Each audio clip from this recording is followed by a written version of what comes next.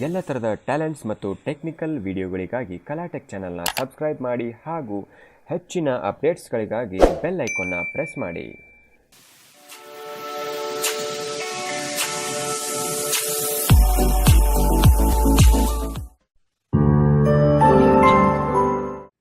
Hi friends, ನಮಸ್ಕಾರ. ನೀವು ನೋಡ್ತಾ ಇದ್ದೀರಾ ಕಲಾಟೆಕ್. ನಾನು KRJ ಅಂತ ಹೇಳ್ತಾ ಫ್ರೆಂಡ್ಸ್, ಇವತ್ತು ನಿಮಗೋಸ್ಕರ ಒಂದು ಫೋಟೋಶಾಪ್ನ ಟ್ಯುಟೋರಿಯಲ್ಸ್ನ ತಂದಿದ್ದೀನಿ.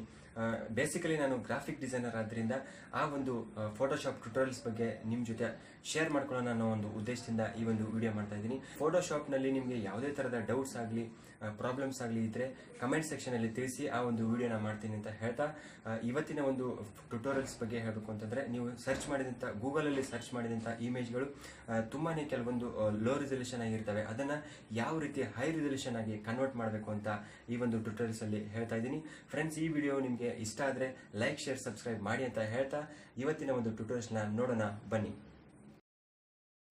ಫೈಲ್ಗೆ ಹೋಗಿ ಓಪನ್, ನಿಮ್ಮ ಒಂದು ಲೋ ರಿಸಲ್ಯೂಷನ್ ಇಮೇಜ್ನ ಸೆಲೆಕ್ಟ್ ಮಾಡ್ಕೊಳ್ಳಿ. ಓಪನ್. ವಾವ್, ನಮ್ಮ ಕನ್ನಡದ 3 ಸ್ಟಾರ್ಗಳು ನೋಡೋಕ್ಕೆ ತುಂಬ ಖುಷಿಯಾಗತ್ತಲ್ವ.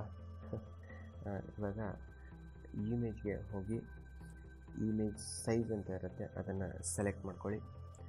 ಇಲ್ಲಿ ನಾವು ನೋಡ್ಬೋದು ನಮ್ಮ ಒಂದು ಲೋ ರಿಸಲ್ಯೂಷನ್ ಇಮೇಜಿನ ಒಂದು ಪಿಕ್ಸೆಲ್ಸ್ ಕಾಣಿಸ್ತಾ ಇದೆ. ಇವಾಗ ವಿತ್ ಫಿಟ್ ಟು ಅಂತ ಇದೆ, ಒರಿಜಿನಲ್ ಸೈಜ್ ಇಟ್ಕೊಳ್ಳಿ ಅದನ್ನು.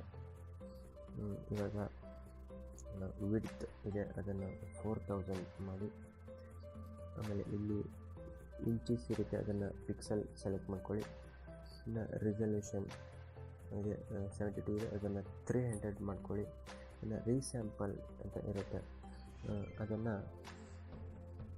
ಪ್ರಿಸರ್ವ್ ಡೀಟೇಲ್ ಅಂತ ಇದೆ, ಅದನ್ನು ಸೆಲೆಕ್ಟ್ ಮಾಡ್ಕೊಳ್ಳಿ. Preserve detail. ಇನ್ನು ರೆಡ್ಯೂಸ್ ನಾಯ್ಸ್ ಅಂತ ಇದೆ, ಅದು ಕಡಿಮೆ ಇದ್ದರೆ ಅದನ್ನು 100ಗೆ ಸೆಲೆಕ್ಟ್ ಮಾಡ್ಕೊಳ್ಳಿ.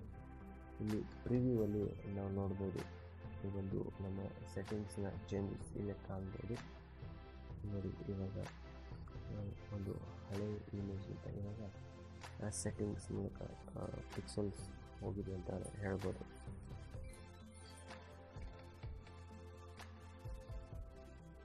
ಇವಾಗ ಓಕೆ ಕೊಟ್ಟರೆ ನಮ್ಮ ಸೆಟ್ಟಿಂಗ್ಸ್ ಚೇಂಜ್ ಆಗಿರುತ್ತೆ ನೋಡಿ. ಇವಾಗ ನಮ್ಮ ಸೆಟ್ಟಿಂಗ್ಸ್ನ ಚೇಂಜಸ್ ಮುಂದೆ ಕಾಣಿಸ್ತಾ ಇದೆ. ಝೂಮ್ ಔಟ್ ಮಾಡ್ತೀವಿ. ವಾವ್, ನೋಡಿ ಎಷ್ಟೊಂದು ಮುಂಚೆಗಿಂತ ಎಷ್ಟೊಂದು ಕ್ಲಿಯರಿಟಿ ಬಂದಿದೆ. ಇದೇ ಥರ ನೀವು ಬೇರೆ ಇಮೇಜನ್ನು ಕೂಡ ಒಂದು ಈ ಸೆಟ್ಟಿಂಗ್ಸ್ ಮೂಲಕ ಹೈ ರೆಸಲ್ಯೂಷನ್ ಆಗಿ ಕನ್ವರ್ಟ್ ಮಾಡ್ಬೋದು.